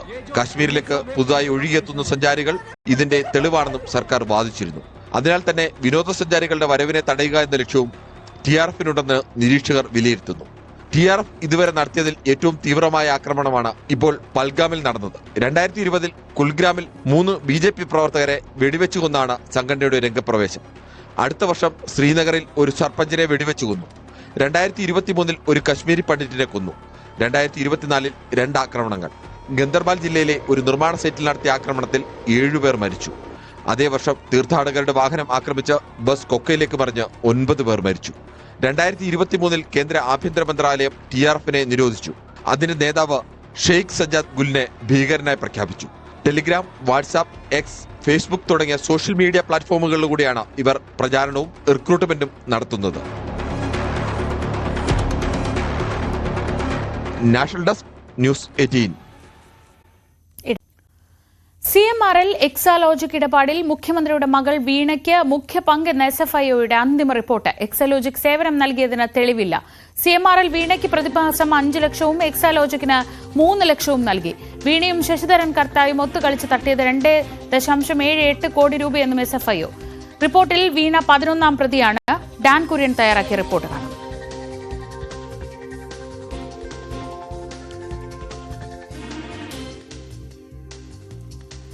IT കൺസൾട്ടൻസി സേവനങ്ങൾക്കെന്ന പേരിൽ 2.78 കോടി രൂപ വീണ വിജയനും CMRL MD ശശിധരൻ കർത്തയും ചേർന്ന് തട്ടിയെടുത്തുവെന്ന ഗുരുതരമായ ആരോപണമാണ് SFIO കൊച്ചി കോടതിയിൽ സമർപ്പിച്ചിരിക്കുന്ന റിപ്പോർട്ടിൽ ഉള്ളത്. അതോടൊപ്പം 2014-2015 കാലത്താണ് വീണ വിജയന്റെ എക്സാലോജിക് സൊല്യൂഷൻസ് പ്രൈവറ്റ് ലിമിറ്റഡ് എന്ന കമ്പനി സ്ഥാപിതമാകുന്നത്. എന്നാൽ 2021-22 ഈ കമ്പനി 66 ലക്ഷം രൂപയുടെ നെഗറ്റീവ് ആസ്തിയുള്ള 1% കമ്പനിയായി ലേബൽ ചെയ്യപ്പെട്ടു. CMRL മാത്രമായിരുന്നു ഈ കമ്പനിയുടെ ഏക വരുമാന സ്രോതസ്സെന്നുകൂടി ഈ റിപ്പോർട്ടിൽ എടുത്തു പറയുന്നുണ്ട്. 3 ലക്ഷം രൂപയായിരുന്നു പ്രതിമാസം CMRL നിന്ന് എക്സാലോജിക് സൊല്യൂഷൻസിന് IT കൺസൾട്ടൻസി സേവനങ്ങൾക്കെന്ന പേരിൽ നൽകിക്കൊണ്ടിരുന്നത്. എന്നാൽ വീണ വിജയന് വ്യക്തിപരമായി പ്രതിമാസം 5 ലക്ഷം രൂപയും കൈമാറിയിരുന്നുവെന്ന് SFIOയുടെ റിപ്പോർട്ടിൽ പരാമർശമുണ്ട്. പ്രധാനമായി ഇവിടെ പരാമർശിക്കുന്ന കാര്യം ഈ IT കൺസൾട്ടൻസി സേവനങ്ങൾക്കെന്ന പേരിൽ പണം കൈപ്പറ്റിയെങ്കിലും എന്ത് തരത്തിലുള്ള സേവനമാണ് നൽകിയത് എന്ന് ബോധ്യപ്പെടുത്താനുള്ള തെളിവുകൾ SFIOയ്ക്ക് ഇതുവരെ നടത്തിയ അന്വേഷണത്തിൽ കണ്ടെത്താൻ കഴിഞ്ഞിട്ടില്ല എന്നതാണ് ശ്രദ്ധേയമായിട്ടുള്ള കാര്യം. രാഷ്ട്രീയമായുള്ള ഒരു നീക്കമെന്ന് കേന്ദ്ര ഏജൻസികളെ ഉൾപ്പെടെ ഉപയോഗിച്ചുകൊണ്ട് മുഖ്യമന്ത്രിയെയും ഇടതുപക്ഷത്തെയും പ്രതിരോധത്തിലാക്കാനുള്ള ഒരു നീക്കമാണ് നടത്തുന്നതെന്നായിരുന്നു സർക്കാർ വൃത്തങ്ങൾ ഈ ആരോപണങ്ങളുമായി ബന്ധപ്പെട്ട ഇത്രയും ദിവസങ്ങളിൽ പ്രതിരോധിക്കുന്ന നീക്കങ്ങളുടെ ഭാഗമായി നടത്തിക്കൊണ്ടിരുന്ന പരാമർശങ്ങൾ. പക്ഷേ ഇപ്പോൾ ഗുരുതരമായ ഒരു ആരോപണം ഉയരുമ്പോൾ 11ാം പ്രതിയായി വീണ വിജയനെതിരെ SFIO ഇങ്ങനെയൊരു റിപ്പോർട്ട് കോടതിയിൽ സമർപ്പിക്കുമ്പോൾ ഏത് തരത്തിലായിരിക്കും ഇതിൽ തുടർ ചലനങ്ങൾ ഉണ്ടാകുക എന്നതാണ് ശ്രദ്ധേയമായിട്ടുള്ള കാര്യം. എൻഫോഴ്സ്മെന്റ് ഡയറക്ടറേറ്റ് ഈ വിഷയവുമായി ബന്ധപ്പെട്ട് SFIO റിപ്പോർട്ടിന്റെ അടിസ്ഥാനത്തിൽ ഏതെങ്കിലും തരത്തിലുള്ള തുടരന്വേഷണത്തിന് തയ്യാറെടുക്കുമോ എന്നതാണ് രാഷ്ട്രീയ കേന്ദ്രങ്ങൾ ഉറ്റുനോക്കുന്നത്. വീണ വിജയനെ വ്യക്തിപരമായും മുഖ്യമന്ത്രി പിണറായി വിജയനെ രാഷ്ട്രീയമായും പ്രതിസന്ധിയിലാക്കുന്ന ഒരു നടപടിയാണ് SFIOയുടെ ഈ കോടതിയിൽ സമർപ്പിച്ച റിപ്പോർട്ടിലൂടെ ഇപ്പോൾ ഉണ്ടായിരിക്കുന്നത്. ഡാൻ കുര്യൻ തയ്യാറാക്കിയ റിപ്പോർട്ടാണ് കണ്ടത്. കോട്ടയം തിരുവാതുക്കൽ ഇരട്ട കൊലപാതകത്തിൽ നിർണായക വിവരങ്ങൾ പുറത്ത്. ഗർഭകാലത്ത് ഭാര്യയെ പരിചരിക്കാനാകാതിരുന്നതാണ് പ്രതികാരത്തിന് കാരണമെന്നാണ് പ്രതിയുടെ മൊഴി. പ്രതി കൊല്ലാൻ ലക്ഷ്യം വെച്ചത് വിജയകുമാറിനെ മാത്രമായിരുന്നു. ശബ്ദം കേട്ട് ഉണർന്നതോടെയാണ് ഭാര്യ മീരയെ കൊന്നത് എന്നുമാണ് മൊഴി. അമിത്തിന്റെ ഇൻസ്റ്റഗ്രാം അക്കൗണ്ടിൽ നിരവധി ഫോളോവേഴ്സ് ഉണ്ട്. ഈ അക്കൗണ്ടിന്റെ പേര് 7 തവണ മാറ്റിയതായി കണ്ടെത്തി. ശ്രീജിത്ത് വിവരങ്ങളുമായി. ശ്രീജിത്ത്, ഈ പ്രതി എന്താണ് മോട്ടീവ്? ഇങ്ങനെ ഒരു ക്രൂര കൊലപാതകത്തിന് എന്താണ് മോട്ടീവ് എന്ന കാര്യത്തിൽ ഇപ്പോൾ കുറച്ചുകൂടി വ്യക്തത വരുന്നു. അത് അത്രയേറെ വൈരാഗ്യം ഇദ്ദേഹത്തോടുണ്ടായിരുന്നു. ഒപ്പം ഇയാളുടെ സോഷ്യൽ മീഡിയ അക്കൗണ്ടുകളെ കുറിച്ചുള്ള വിവരങ്ങൾ, അതാണ് ഒരുപക്ഷെ ഈ പ്രതിയെ കുടുക്കാൻ. എപ്പോഴും സോഷ്യൽ മീഡിയ പ്രശ്നമാണെന്നൊക്കെ നമ്മൾ പറയാറുണ്ട്. പക്ഷേ ഈ കേസിൽ സോഷ്യൽ മീഡിയ തന്നെയാണെന്ന് തോന്നുന്നു ഈ പ്രതിയെ കുടുക്കാൻ സഹായിച്ചതും, അല്ലേ?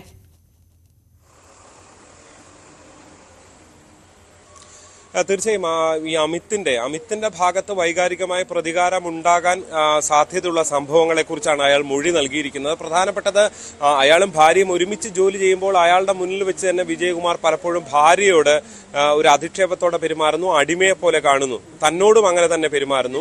ഏറ്റവും ഒടുവിൽ ഈ മൊബൈൽ ഫോൺ മോഷ്ടിച്ചത് അയാൾ നൽകിയ മൊഴി ഇതാണ്. ഏതാണ്ട് പല ദിവസങ്ങളായി ശമ്പളം ചോദിച്ചു, പക്ഷെ ആ ശമ്പളം കൊടുക്കാൻ തയ്യാറായില്ല. വിജയകുമാർ ശമ്പളമൊക്കെ പിശുക്കിയാണ് കൊടുത്തിരുന്നത്, ചെറിയ ശമ്പളമാണ് നൽകിക്കൊണ്ടിരുന്നത്. പക്ഷേ ഈ ഉള്ള ശമ്പളം ചോദിച്ചിട്ടും കൊടുക്കാൻ തയ്യാറായില്ല. അതുകൊണ്ട് ഫോൺ മോഷ്ടിക്കുന്നു, നാട്ടിലേക്ക് പോകുന്നു. തന്ത്രപരമായി ഇയാൾക്ക് ഓൺലൈനിൽ പല ഇങ്ങനെയൊക്കെ മാറ്റാനുള്ള എല്ലാ വൈദഗ്ധ്യവും ഉണ്ട്. ഈ മൊബൈൽ നമ്പർ എടുത്ത് സ്വന്തം മൊബൈലിലേക്ക് ഇടുന്നു. അതിനുശേഷം ഗൂഗിൾ പേ ലിങ്ക് ചെയ്ത നമ്പർ ആയിരുന്നു. ആ നമ്പർ തന്റെ ഫോണിലേക്ക് ആഡ് ചെയ്യുന്നു. 24 മണിക്കൂറോളം വിജയകുമാർ പുതിയൊരു സിം എടുക്കാൻ 24 മണിക്കൂറത്തെ സമയം വേണ്ടി വന്നു. ആ 24 മണിക്കൂറിനുള്ളിൽ തന്നെ ഇയാൾ ഈ സ്വന്തം ഫോണിലേക്ക് ഗൂഗിൾ പേ ആഡ് ചെയ്യുന്നു. അതിലേക്ക് 2,78,000 രൂപ വിവിധ അക്കൗണ്ടുകളിൽ നിന്ന് ഈ നമ്പർ ലിങ്ക് ചെയ്തിരിക്കുന്ന വിവിധ ബാങ്ക് അക്കൗണ്ടുകൾ ഈ ഗൂഗിൾ പേയിൽ അല്ലെങ്കിൽ ഫോൺ പേ പോലുള്ള ആപ്പിലേക്ക് ആഡ് ചെയ്യുന്നു. അങ്ങനെയാണ് ഓൺലൈൻ വഴി പണം മാറ്റുന്നത്. ഇതിനുശേഷം ഭാര്യയോട് ഇക്കാര്യം പറയുന്നു. പക്ഷെ ഭാര്യ പറഞ്ഞു ഇത് ശരിയായില്ല, പണം തിരികെ നൽകണമെന്ന്. അങ്ങനെ പിറ്റേ ദിവസം ബാങ്കിൽ എത്തുന്ന സമയത്ത് ഈ കേസ് ഇങ്ങനൊരു ഇതൊരു സംഭവിച്ചിട്ടുണ്ടെന്നും ഇതിൽ കേസ് സംഭവിച്ചിട്ടുണ്ടെന്നും ബാങ്ക് അധികൃതർ വിവരം നൽകുന്നു. അതോടെ പണം തിരികെ നൽകാൻ കഴിയാത്ത സാഹചര്യം ഉണ്ടാകുന്നു. ഏറ്റവും ഒടുവിൽ പോലീസ് അവിടെ അസമിൽ ചെന്നാണ് ഇയാളെ പിടികൂടുന്നത്. അന്ന് പിടികൂടുമ്പോൾ ഈ ഫോൺ മാത്രം തിരികെ നൽകിയാൽ മതി, മറ്റ് കേസൊന്നുമില്ല എന്ന് ഇയാളെ ട്രാപ്പിലാക്കുകയും അങ്ങനെയാണ് അന്ന് വെസ്റ്റ് CI പ്രശാന്തിന്റെ നേതൃത്വത്തിലുള്ള സംഘം ഇയാളെ പിടികൂടുകയും ചെയ്തത്. എന്തായാലും ഇതിനുശേഷം ഇയാൾ ഏതാണ്ട് 5 മാസത്തോളം ജയിലിൽ കിടക്കുന്നു. ഫൈസൽ ഷാജി എന്ന ആൾ സഹതടവുകാരനാണ് ഇയാളെ പുറത്തിറക്കാൻ ആളെ റെഡിയാക്കി കൊടുക്കുന്നത്. 2 സ്ത്രീകളെ നൽകി അവർക്ക്. പക്ഷേ ഇയാൾക്ക് നാട്ടിലേക്കൊക്കെ പോകാനുള്ള ബോണ്ട് വ്യവസ്ഥകൾ ഉണ്ടായിരുന്നു. തുടർന്നാണ് കുമളിയിൽ തട്ടുകടയിൽ ജോലി ചെയ്യുന്നത്.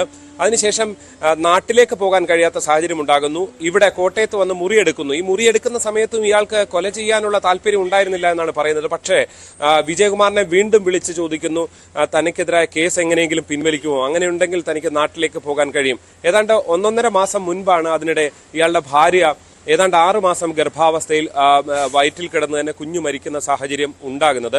ആ സമയത്തെല്ലാം ഇയാൾക്ക് പരിചരിക്കാൻ കഴിയാത്തതിന്റെ പ്രശ്നമുണ്ടായിരുന്നു. ഭാര്യയുമായി പ്രണയവിവാഹമായിരുന്നു. ഭാര്യ പറയുന്ന പല കാര്യങ്ങളും, ഇപ്പോൾ പണം തിരികെ കൊടുക്കണം, ശരിയായില്ല എന്ന് പറയുമ്പോൾ അതെല്ലാം അംഗീകരിക്കാൻ തയ്യാറാകുന്ന ഒരു ഭർത്താവായിരുന്നു അമിത് എന്നാണ് ഇയാൾ പോലീസിൽ നൽകിയ മൊഴി.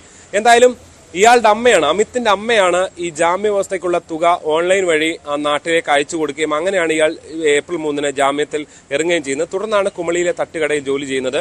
ഇവിടെ എത്തി മുറിയെടുത്ത ശേഷവും ഇയാൾ വിജയകുമാറിനോട് തന്റെ കേസ് എങ്ങനെയെങ്കിലും പിൻവലിക്കണമെന്ന് ഫോണിൽ വിളിച്ച് ആവശ്യപ്പെടുന്നു. ഇതിന്റെ രേഖകൾ പോലീസിന് ലഭിച്ചിട്ടുണ്ട്. പക്ഷേ വിജയകുമാർ പറയുന്നത് എന്റെ 2 ലക്ഷം രൂപ ഈ 78,000 മടക്കി നൽകിയിട്ടുണ്ട്, 2 ലക്ഷം രൂപയും തിരികെ നൽകാതെ കേസ് പിൻവലിക്കില്ല എന്ന് പറയുന്നു. അങ്ങനെയാണ് ഇയാൾക്കെതിരായ എല്ലാ പ്രതികാരങ്ങളും ഉരുത്തിരിഞ്ഞുകൊണ്ട് ഇയാൾ കൊല്ലാൻ തീരുമാനിക്കുന്നത്. ലോഡ്ജിൽ നിന്ന് ഏതാണ്ട് 2-3 മണിക്കൂർ രാത്രി വൈകി ഇറങ്ങിയാൽ ലോഡ്ജുകാർ സംശയിക്കും എന്നുള്ളത് കൊണ്ട് ഇവിടെ പോയി റെയിൽവേ സ്റ്റേഷനിൽ കാത്തിരിക്കുന്നു 3 മണിക്കൂറോളം. രാത്രി 12 മണിയോടുകൂടി അവിടെ നിന്ന് ഈ പ്ലാറ്റ്ഫോം ടിക്കറ്റ് ഒക്കെ പോക്കറ്റിൽ കിടപ്പുണ്ട്. അത് ഈ കൊലപാതകത്തിനിടെ വീട്ടിൽ വീഴുകയായിരുന്നു. ഇതുമായി വീട്ടിൽ ചെന്നു, മുന്നിലെ മതിൽ തന്നെ ചാടിക്കടക്കുന്നു, ഗേറ്റ് തന്നെ ചാടിക്കടന്ന് കട്ടർ ഉപയോഗിച്ച് കട്ട് ചെയ്ത് ഉള്ളിൽ കയറുന്നു. ആ വീടിനെ കുറിച്ച് എല്ലാ ധാരണയും ഇയാൾക്കുണ്ടായിരുന്നു. ആദ്യം കൊല്ലാൻ ശ്രമിക്കുന്നത് അവിടെയുള്ള വിളക്കെടുത്തായിരുന്നു. പക്ഷേ ഈ വിളക്കിന് വലിയ ഉയരോ ഭാരമോ ഒന്നും ഉണ്ടായിരുന്നില്ല. അതുകൊണ്ട് അടിച്ചാൽ ഇയാൾ ചാകില്ല എന്ന് കരുതുന്നു. പിന്നീടാണ് കോടാലി എടുക്കുന്നത്. ഈ കോടാലി എടുക്കുമ്പോൾ പതുങ്ങി നിന്ന് വിജയകുമാർ ഉറങ്ങുന്നതെല്ലാം കണ്ട ശേഷമാണ് ഇയാൾ ഇതെല്ലാം ചെയ്യുന്നത്. കോടാലി എടുത്തുകൊണ്ട് ഇയാളുടെ തലയ്ക്കടിക്കുന്നു. വലിയ ഇതൊന്നും ഉണ്ടായില്ല. ആദ്യ അടിയിൽ തന്നെ അയാൾക്ക് കാര്യമായി പരിക്കേൽക്കുന്നു. പിന്നെയും അടിച്ചടിച്ച് കൊല്ലുന്നു. ഈ സമയത്താണ് ഭാര്യയാണ് ഉണർന്നു വരുന്നത്. ആരാണ് അവിടെയെന്ന് ചോദിച്ചുകൊണ്ട് ഭാര്യ മീര വരുന്നു. അങ്ങനെയാണ് വീണ്ടും അവരെ തള്ളി മുറിയിലിട്ടുകൊണ്ട് അവരെയും ഇയാൾ വകവരുത്തുന്നത്. വിജയകുമാറിനെ മാത്രം കൊല്ലാനുള്ള ലക്ഷ്യം മാത്രമേ തനിക്കുണ്ടായിരുന്നുള്ളൂ എന്നാണ് ഈ പ്രതി നൽകിയിരിക്കുന്ന മൊഴി. എന്തായാലും ഈ സംഭവം സംബന്ധിച്ച് ഏതാണ്ട് ഒരു വിശദമായ വിവരം തന്നെയാണ് പോലീസിന് ലഭിച്ചിരിക്കുന്നത്. ഇന്നെന്തായാലും തെളിവെടുപ്പുണ്ട്. നേരത്തെ ശ്രീജ സൂചിപ്പിച്ചത് കാര്യം തന്നെയാണ്. ഇൻസ്റ്റാഗ്രാം ഇയാൾക്ക് വളരെ പ്രിയപ്പെട്ടതായിരുന്നു. അതിലേതാണ്ട് 1060ഓളം ഇയാൾ ഫോളോവേഴ്സ് ഉണ്ടായിരുന്നു. ഇയാൾ 2000-ലധികം ആളുകളെ ഇയാൾ തിരിച്ച് ഫോളോ ചെയ്യുന്നുണ്ട്. അങ്ങനെയൊക്കെ അതിലേക്കൊക്കെ മാറാൻ ശ്രമിച്ച് ആ അക്കൗണ്ടിലേക്കൊക്കെ ആ അക്കൗണ്ടിലേക്കൊക്കെ കയറാൻ ശ്രമിച്ചതാണ് പോലീസിന് ഇയാളെ പിന്തുടരാൻ എന്തായാലും ഒരു നിർണായക തെളിവായത് എന്നും പോലീസ് പറയുകയാണ്. ഒപ്പം തന്നെ ഗൂഗിൾ അക്കൗണ്ട്, വിജയകുമാറിന്റെ ഫോണിലെ ഗൂഗിൾ അക്കൗണ്ട് കണ്ടെത്തിയിട്ടുണ്ട്. ഇയാളുടെ തന്നെ ഭാര്യയുടെയും ഇയാളുടെയും ഒക്കെ ഫോണുകളും, ഏതാണ്ട് 5ഓളം ഫോണുകൾ ഇത്തരത്തിൽ, വിജയകുമാറിന്റെ ഫോണുകൾ, ഭാര്യയുടെ ഫോണുകൾ, ഇയാളുടെ ഫോണുകൾ, ഇങ്ങനെ 5ഓളം ഫോണുകളും കണ്ടെടുത്തിട്ടുണ്ട്. ഇന്നെന്തായാലും ഈ ലോഡ്ജിൽ തെളിവെടുപ്പ് ഉണ്ടാകും. ഈ ഉപകരണം വാങ്ങിയ കടയിൽ തെളിവെടുപ്പ് ഉണ്ടാകുമോ എന്ന് വ്യക്തമല്ല. അത് കോട്ടയം നഗരത്തിലെ ചന്തക്കവലയിൽ ഒരു കടയിൽ നിന്ന് വാങ്ങിയെന്നാണ് ഇയാൾ നൽകിയിരിക്കുന്ന മൊഴി. കാരണം ഇന്ന് ഉച്ചയ്ക്ക് മുൻപ് തന്നെ കോടതിയിൽ ഹാജരാക്കേണ്ടതുണ്ട്. 3 മണിക്കാണ് ഇന്നലെ അറസ്റ്റ് രേഖപ്പെടുത്തിയിരിക്കുന്നത്. അതിനു മുന്നോടിയായി തന്നെ ഹാജരാക്കേണ്ടതുണ്ട്. ഒരുപക്ഷെ കസ്റ്റഡിയിൽ വാങ്ങിയ ശേഷമായിരിക്കും പിന്നീടുള്ള തെളിവെടുപ്പുകൾ ഉണ്ടാകുക. ഇന്നെന്തായാലും രാവിലെ ഇവിടെ അതായത് ഈ ഒരു ലോഡ്ജിലെത്തിയുള്ള തെളിവെടുപ്പ് ഉണ്ടാകും. ശ്രീജിത്താണ് വിവരങ്ങൾ നൽകിയത്. തിരുവാതുക്കലിൽ വ്യവസായിയായ വിജയകുമാറിനെയും ഭാര്യ മീരയെയും അതിക്രൂരമായി കൊലപ്പെടുത്തിയതിനു പിന്നിലെ മോട്ടീവ് എന്തെന്ന് ഇപ്പോൾ പോലീസിന് മുന്നിൽ, ഈ അന്വേഷണ സംഘത്തിന് മുന്നിൽ ഇയാൾ പറഞ്ഞിരിക്കുന്നു. അവഗണന, ഒപ്പം കേസ് ഒഴിവാക്കി കൊടുക്കാത്തതിലെ പ്രതിഷേധം, ഭാര്യയെ പരിചരിക്കാൻ കഴിയാതിരുന്നതിലെ ദുഃഖം, അങ്ങനെ പല പല കാരണങ്ങളാണ് പറയുന്നത്. അപ്പോഴും ഇത് ഒറ്റയ്ക്കാണോ ഇയാൾ ചെയ്തത്? ഈ രീതിയിലൊക്കെ പൂർണ്ണമായ ഒരു അന്വേഷണം നടക്കേണ്ടതുണ്ട്. തെളിവെടുപ്പ് ഇന്നും പുരോഗമിക്കും. മറ്റ് വാർത്തകളിലേക്ക് പോകാം. നിലമ്പൂർ ഉപതെരഞ്ഞെടുപ്പിനുള്ള ഒരുക്കങ്ങളൊക്കെ പുരോഗമിക്കുകയാണ്. അതിനിടയിൽ നിലമ്പൂരിൽ UDFന്റെ നിയോജക മണ്ഡലം നേതൃസംഗമം ഇന്ന് നടക്കും. പ്രതിപക്ഷ നേതാവ് VD സതീശൻ 11 മണിക്ക് നേതൃസംഗമം ഉദ്ഘാടനം ചെയ്യും. മണ്ഡലത്തിലെ UDF നേതാക്കൾ യോഗത്തിൽ പങ്കെടുക്കും. CV അനുമോദ് വിവരങ്ങളുമായി. അനുമോദ്, തെരഞ്ഞെടുപ്പ് തീയതി പ്രഖ്യാപിച്ചിട്ടില്ല. ഇന്നൊക്കെ പ്രഖ്യാപനം ഉണ്ടായേക്കുമെന്ന സൂചനകളൊക്കെ നിലനിൽക്കുന്നതിനിടയിലാണ് അവിടെ നിയോജക മണ്ഡലം നേതൃസംഗമം ഇന്നിപ്പോൾ സംഘടിപ്പിച്ചിട്ടുള്ളത്. ഈ നേതൃസംഗമമൊക്കെ സംഘടിപ്പിക്കുമ്പോഴും ഒരു ഒറ്റപ്പേരിലേക്ക് എത്താൻ UDFന് കഴിയുന്നുണ്ടോ? അതില്ലെങ്കിൽ എന്തൊക്കെയാകും ബാക്കി സാധ്യതകൾ എന്ന ചർച്ചകളൊക്കെ ഇപ്പോഴും നിലമ്പൂരിൽ സജീവമാണ്.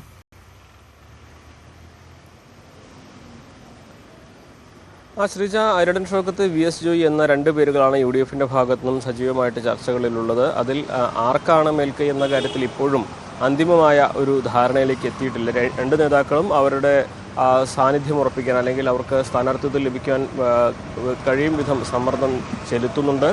പല ഘടകങ്ങളും അവരെ പിന്തുണയ്ക്കുന്നവർ ഉയർത്തി കാണിക്കുന്നുണ്ട്.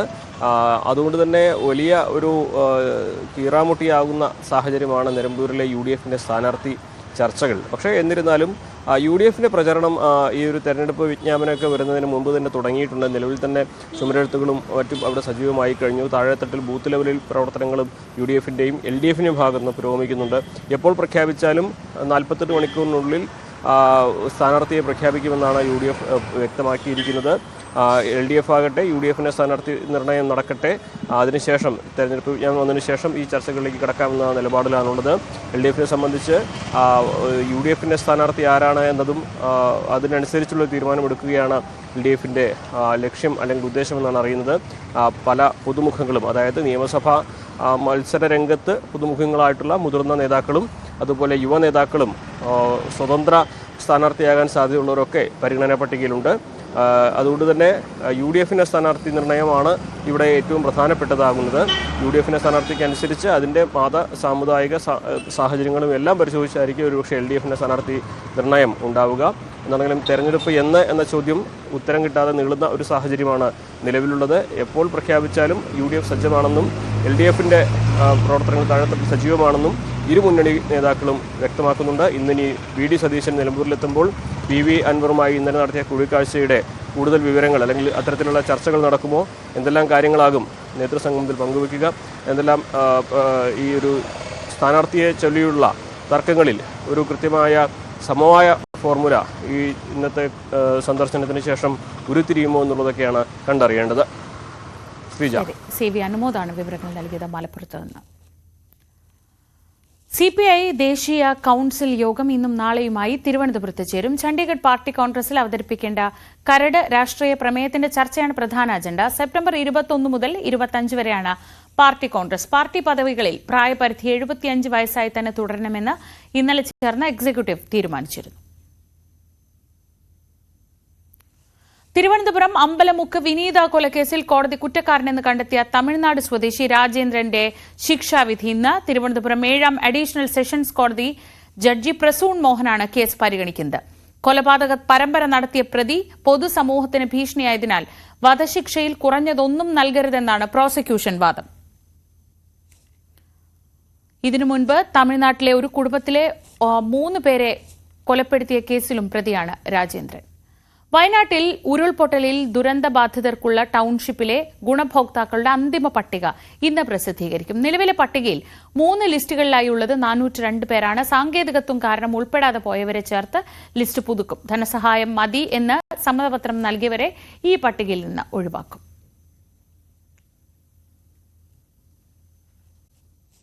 ഇടുക്കി പരുന്തുംപാറയിലെ കയ്യേറ്റം സംബന്ധിച്ച ആദ്യഘട്ട അന്വേഷണം ഉടൻ പൂർത്തിയാവും. മഞ്ചുമല, പീരുമേട് വില്ലേജുകളിലെ 2 സർവേ നമ്പറുകളിൽ സ്ഥലം കൈവശം വച്ചിരിക്കുന്ന 1000-ലധികം പേർക്ക് രേഖകൾ ഹാജരാക്കാൻ റവന്യൂ വകുപ്പ് നിർദ്ദേശം നൽകി. ചങ്ങനാശ്ശേരി തൃക്കൊടിത്താനം സ്വദേശി സജിത് ജോസഫ് പരുന്തുംപാറയിൽ ബഹുനില കെട്ടിടങ്ങൾ നിർമ്മിച്ചത് പട്ടയ വ്യവസ്ഥകൾ ലംഘിച്ചാണെന്നും റവന്യൂ വകുപ്പ് കണ്ടെത്തി.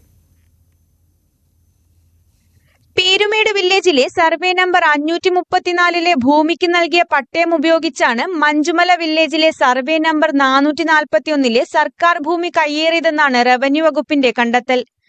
ഇത് സ്ഥിരീകരിക്കുന്നതിനുള്ള പരിശോധനകളാണ് നടക്കുന്നത്. 2 സർവേ നമ്പറിലും ഭൂമി കൈവശം വച്ചിരിക്കുന്നവരോട് 15 ദിവസത്തിനുള്ളിൽ രേഖകൾ ഹാജരാക്കാൻ നിർദ്ദേശം നൽകി.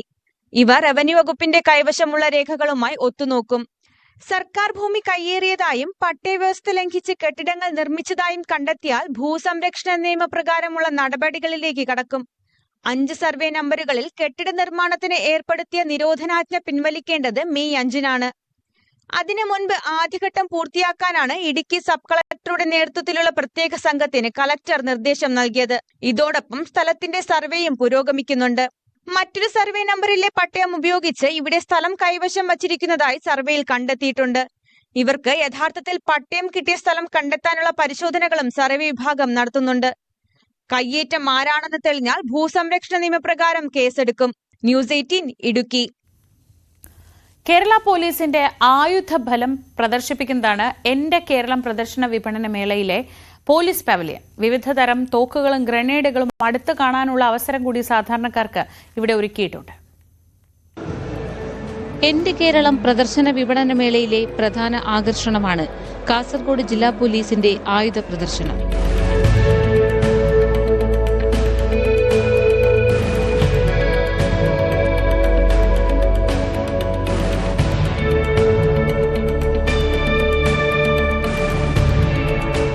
പൊതുജനങ്ങളെ സേനയിലെ ആയുധങ്ങളെക്കുറിച്ച് ബോധവാന്മാരാക്കാനും യുവാക്കളെ സേനയിലേക്ക് ആകർഷിക്കാനും ലക്ഷ്യമിട്ടാണ് പോലീസ് പവലിയൻ ഒരുക്കിയത്. മുൻകാലങ്ങളിൽ ഉപയോഗിച്ചിരുന്നതും നിലവിൽ ഉപയോഗിച്ചുകൊണ്ടിരിക്കുന്നതുമായ 11 തരം തോക്കുകൾ പ്രദർശനത്തിനുണ്ട്. കൈത്തോക്കിന് പുറമെ കേരള പോലീസിന്റെ ബേസിക് വെപ്പണായ .303 മുതൽ ഓട്ടോമാറ്റിക് വെപ്പണായ ടാർ, ഇൻസാസ് തുടങ്ങിയവയും വിശദമായി പഠിക്കാനും കാണാനും അവസരമുണ്ട്. ഷെൽ ലോഞ്ചർ ഇവിടെ ആയിട്ടുണ്ട്. അതിലേക്ക് നമ്മൾ 6 നമുക്ക് ഫില്ല് ചെയ്യാൻ പറ്റും. അതേ ടൈമിൽ പല തരത്തിലുള്ള ഷെല്ലുകൾ ഇതിലേക്ക് ഫയർ ആയ ശേഷം നമുക്ക് ലോഡാക്കാം. ആ ലോഡാക്കിയിട്ട് നമുക്ക് എയിം എടുത്ത് നേരത്തെ കാണിച്ച പോലെ തന്നെ ഫയർ ചെയ്ത് ഫുള്ളായിട്ട് നമുക്ക് എടുത്ത് ഫയർ ചെയ്യാം. ഇത്രയും സാധനങ്ങൾ നമുക്ക് ഇതിലേക്ക് തൽക്കാലം വെച്ചിട്ടുള്ളത്. പിന്നെ അതിൽ ഉപയോഗിക്കുന്ന റൗണ്ടുകളും കാര്യങ്ങളും കുറച്ച് വെച്ചിട്ടുണ്ട്.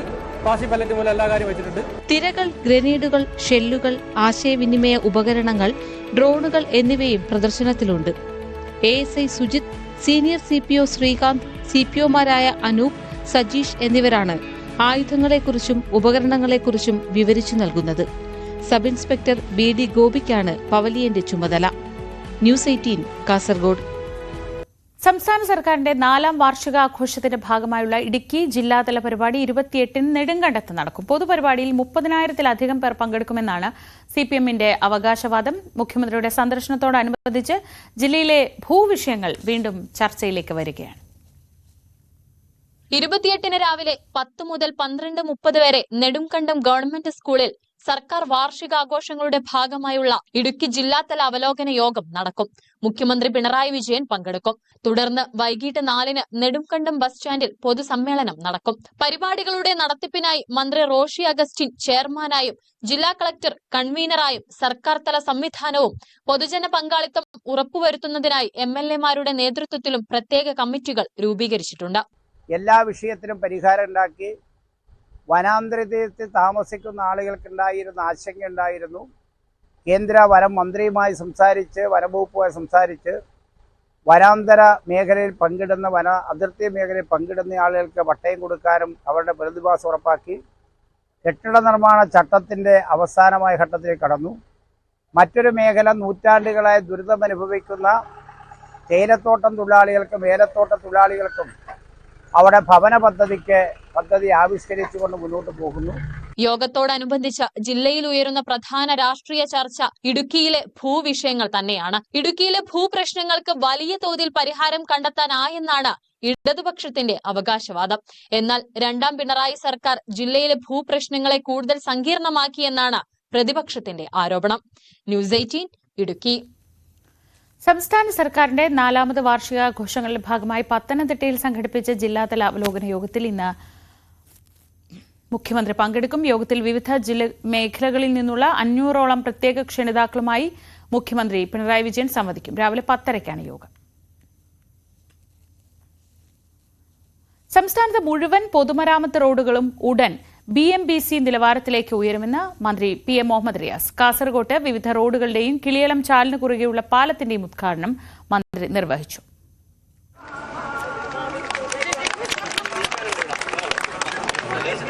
കേരളത്തിലെ മുഴുവൻ പൊതുമരാമത്ത് റോഡുകളും ആധുനിക നിലവാരത്തിലേക്ക് ഉയരുമെന്ന് മന്ത്രി മുഹമ്മദ് റിയാസ്. കിനാനൂർ, കരിന്തളം, കോടോംപേളൂർ പഞ്ചായത്തുകളിലൂടെ കടന്നുപോകുന്ന കിളിയളം, വരഞ്ഞൂർ, ബാനം, കമ്മാടം റോഡും കിളിയളം ചാലിന് കുറുകിയുള്ള പാലവും ഉദ്ഘാടനം ചെയ്തു. സംസ്ഥാനത്തെ മുഴുവൻ റോഡുകളും BMC നിലവാരത്തിലേക്ക് ഉയർത്തുമെന്ന് മന്ത്രി PM മുഹമ്മദ് റിയാസ്. ഇവിടെ കിഫ്ബി പദ്ധതിയിൽ ഉൾപ്പെടുത്തി 30 കോടിയോളം രൂപയാണ് ഈ റോഡിനും പാലത്തിനുമായി അനുവദിച്ചിട്ടുള്ളത്. 10 കിലോമീറ്റർ വരുന്ന ഈ റോഡ് 10 മീറ്റർ വീതിയിലാണ് മനോഹരമായി നവീകരിച്ചിട്ടുള്ളത്. സൗജന്യമായി നിരവധി പേർ ഭൂമി വിട്ട് നൽകി. ആ ഭൂമി ഉപയോഗിച്ചാണ് റോഡിന്റെ ആകെ വീതി 10 മീറ്ററാക്കി ഉയർത്തിയിട്ടുള്ളത്. റോഡും പാലവും പൂർത്തിയായതോടെ ജനങ്ങളുടെ ദീർഘകാല സ്വപ്നമാണ് യാഥാർത്ഥ്യമായത്. 10 കിലോമീറ്റർ ദൈർഘ്യമുള്ള റോഡ് 10 മീറ്റർ വീതിയിലാണ് നവീകരിച്ചത്. ആവശ്യമായ ഓവുചാലുകൾ, കലുങ്കുകൾ ഉൾപ്പെടെ ഉന്നത നിലവാരത്തിലാണ് നിർമ്മാണം. ന്യൂസ് 18 കാസർഗോഡ്.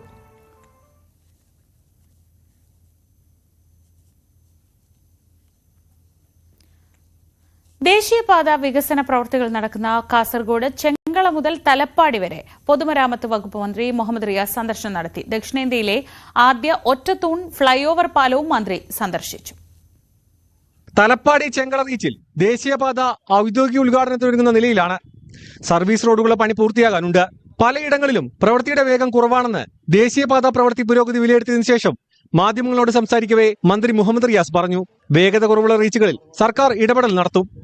ദേശീയപാത വികസനം യാഥാർത്ഥ്യമാകുന്നതോടെ കാസർഗോഡിന്റെ ടൂറിസം മേഖലയിൽ വൻ കുതിച്ചുചാട്ടമുണ്ടാകുമെന്ന് മന്ത്രി പറഞ്ഞു. ചില റീച്ചുകളിൽ ഉദ്ദേശിച്ചതുപോലെ വേഗതയിൽ പോകുന്നില്ല. അവിടെ ഇടപെട്ട് പരിഹരിക്കാനുള്ള തുടർച്ചയായ ശ്രമങ്ങൾ നടത്തിക്കൊണ്ടിരിക്കുകയാണ്. ഓരോ ജില്ലയിലും ജില്ലാ കലക്ടർമാർക്ക് പ്രത്യേക ചുമതല നൽകിക്കൊണ്ട് ഇടപെടൽ നടക്കുന്നു. ജില്ലാ കലക്ടർമാരും മറ്റും അതുമായി ബന്ധപ്പെട്ട കാര്യങ്ങൾ ചെയ്യുന്നുണ്ട്. മുഖ്യമന്ത്രി തന്നെ ഇടയ്ക്കിടെ യോഗം വിളിക്കുന്നുണ്ട്. വേഗത വർദ്ധിപ്പിക്കാനുള്ള എല്ലാ ശ്രമവും നടത്തുന്നുണ്ട്. 2 ആഴ്ചയിലടക്കെ യോഗം നടത്തുന്നതാണെങ്കിലും എല്ലാ ആഴ്ചയിലും ഞങ്ങൾ അതിൻ്റെ പ്രോഗ്രസീവായിട്ടുള്ള കാര്യങ്ങളെക്കുറിച്ച് മനസ്സിലാക്കുന്നു. എത്രത്തോളം പുരോഗതിയുണ്ട്, ആ പുരോഗതി എങ്ങനെയാണ് ഉള്ളത് എന്നുള്ള കാര്യങ്ങൾ പൊതുവെ മനസ്സിലാക്കി പോകുന്നുണ്ട്. പുരോഗതിയുടെ വേഗത ഉദ്ദേശിച്ചതുപോലെ ഇല്ലെങ്കിൽ അതിന് ഞങ്ങൾ അപ്പോൾ തന്നെ ഇടപെടൽ നടത്തുന്നുണ്ട്. അത് പരിഹരിക്കാൻ പറ്റും. ദേശീയപാതയിലെ പാലങ്ങൾക്കിടയിലെ സ്ഥലങ്ങൾ ടൂറിസം വികസനത്തിനും മറ്റ് ക്രിയാത്മക പ്രവർത്തനങ്ങൾക്കും വിനിയോഗിക്കും. ന്യൂസ് 18 കാസർഗോഡ്. മുതലപ്പുഴി പൂർണ്ണമായും മുറിക്കാൻ തീരുമാനം. ഇതിനുള്ള പ്രവൃത്തികൾ ഇന്ന് ആരംഭിക്കും. പെരുമാതുറയുടെ സമീപ പ്രദേശങ്ങളിൽ വെള്ളം കയറാൻ തുടങ്ങിയ സാഹചര്യത്തിലാണ് പൊഴി പൂർണ്ണമായും മുറിക്കുന്നത്. കണ്ണൂരിൽ നിന്നുള്ള ഡ്രഡ്ജർ നാളെ മുതലപ്പുഴയിലെത്തും. മണൽ പൂർണ്ണമായും നീക്കുന്നതുവരെ സമരം തുടരാനും സമരസമിതി തീരുമാനിച്ചിട്ടുണ്ട്. കള്ളക്കടൽ പ്രതിഭാസത്തിന്റെ ഭാഗമായി കേരള തീരത്ത് ഇന്ന് കടലാക്രമണത്തിന് സാധ്യതയുണ്ടെന്ന് മുന്നറിയിപ്പ്. രാത്രി 11:30 മുതൽ 11:30 വരെ 1/2 മീറ്റർ മുതൽ 1.5 മീറ്റർ വരെ ഉയർന്ന തിരമാലകൾക്ക് സാധ്യതയുണ്ട്. കടലാക്രമണത്തിന് സാധ്യതയുള്ളതിനാൽ മത്സ്യത്തൊഴിലാളികളും തീരദേശവാസികളും ജാഗ്രത പാലിക്കണമെന്ന് മുന്നറിയിപ്പിൽ പറയുന്നു. ബീച്ചിലേക്കുള്ള യാത്രകളും കടലിൽ ഇറങ്ങിയുള്ള വിനോദങ്ങളും പൂർണ്ണമായും ഒഴിവാക്കണമെന്നും നിർദ്ദേശമുണ്ട്. മലപ്പുറം വേങ്ങരയിൽ ലോറിയും ബൈക്കും കൂട്ടിയിടിച്ച് 2 യുവാക്കൾക്ക് ദാരുണാന്ത്യം. കോട്ടയ്ക്കൽ ഇന്ത്യനൂർ സ്വദേശി ജാസിം അലി, ഇരിങ്ങല്ലൂർ സ്വദേശി ശരത് എന്നിവരാണ് മരിച്ചത്. രാത്രി 12 മണിയോടെയായിരുന്നു അപകടം. കോഴി കയറ്റി വന്ന ലോറിയുമായി സ്കൂട്ടർ കൂട്ടിയിടിക്കുകയായിരുന്നു. ഒരാൾ ഗുരുതര പരിക്കുകളോടെ ചികിത്സയിലാണ്. AICCയുടെ ചരിത്രത്തിലെ ഏക മലയാളി പ്രസിഡന്റ്, പാലക്കാട് മങ്കരയിൽ ജനിച്ച് ധീരമായ പോരാട്ടങ്ങളിലൂടെ ഇന്ത്യൻ ദേശീയ പ്രസ്ഥാനത്തിലെ ചരിത്ര പുരുഷനായി മാറിയ ചേറ്റൂർ ശങ്കരൻ നായരുടെ വേർപാടിന് ഇന്ന് 91 വയസ്സ്. അഖിലേന്ത്യാ കോൺഗ്രസ് കമ്മിറ്റിയുടെ അധ്യക്ഷനായിരുന്ന ഏക മലയാളിയാണ് ചേറ്റൂർ. ഹരിയാനയിലെ യമുന നഗറിൽ നടന്ന പൊതുപരിപാടിയിൽ പ്രധാനമന്ത്രി നരേന്ദ്രമോദി ചേറ്റൂരിനെ കുറിച്ച് രാജ്യത്തെ ഓർമ്മിപ്പിച്ചിരുന്നു. ദേശസ്നേഹിയും രാഷ്ട്രതന്ത്രജ്ഞനും അഭിഭാഷകനും കൂടിയായിരുന്ന ചേറ്റൂർ ശങ്കരൻ നായരെക്കുറിച്ച് പഠിക്കണമെന്നാണ് പ്രധാനമന്ത്രി രാജ്യത്തോട് ആവശ്യപ്പെട്ടത്. കോൺഗ്രസ് ചേറ്റൂരിനെ അവഗണിച്ചു എന്നാരോപിച്ച് BJPയും പ്രചാരണങ്ങളൊക്കെ ശക്തമാക്കുന്നുണ്ട്. കൊല്ലം കൊട്ടാരക്കര ഗണപതി ക്ഷേത്രത്തിൽ മേട തിരുവാതിര മഹോത്സവത്തിന് കൊടിയേറി. തന്ത്രി തരണനെല്ലൂർ, ഗോവിന്ദൻ നമ്പൂതിരിപ്പാട്, മേൽശാന്തി എന്നിവരുടെ കാർമ്മികത്വത്തിലായിരുന്നു ചടങ്ങുകൾ.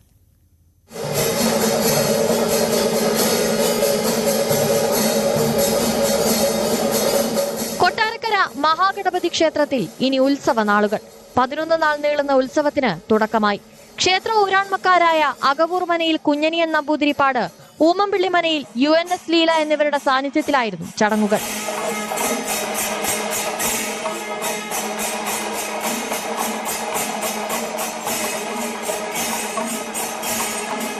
കൊട്ടാരക്കര അവണൂർ ചിഞ്ചിലം ട്രൂപ്പിന്റെ പഞ്ചവാദ്യത്തിന്റെ അകമ്പടിയിലായിരുന്നു ചടങ്ങുകൾ. 9ാം ഉത്സവ ദിവസം ക്ഷേത്രത്തിൽ സംഘടിപ്പിച്ചിരുന്ന സാംസ്കാരിക സമ്മേളനത്തിൽ നിർധന രോഗികൾക്ക് ചികിത്സാ ധനസഹായം വിതരണം ചെയ്തു. Thiruvithamkur Devaswom board president PS Prashanth ഉദ്ഘാടനം ചെയ്യും. ചടങ്ങിൽ നടൻ മനോജ് K. ജയൻ ചികിത്സാ സഹായ വിതരണം ചെയ്യും. ഉത്സവത്തിന്റെ 11ാം നാൾ ആറാട്ട് നടക്കും. കലാമണ്ഡലം APS ചന്ദ്രനും 40ൽ പരം കലാകാരന്മാരും ചേർന്ന് അവതരിപ്പിക്കുന്ന സ്പെഷ്യൽ പഞ്ചവാദ്യവും ഉണ്ടാകും. ശ്രീഭൂതബലി എഴുന്നള്ളത്തും വിളക്കും 6ാം ഉത്സവ ദിവസം നടക്കുന്ന കരപറച്ചിലും ക്ഷേത്രോത്സവത്തിലെ പ്രധാന ചടങ്ങുകളാണ്. ന്യൂസ് 18 കൊട്ടാരക്കര.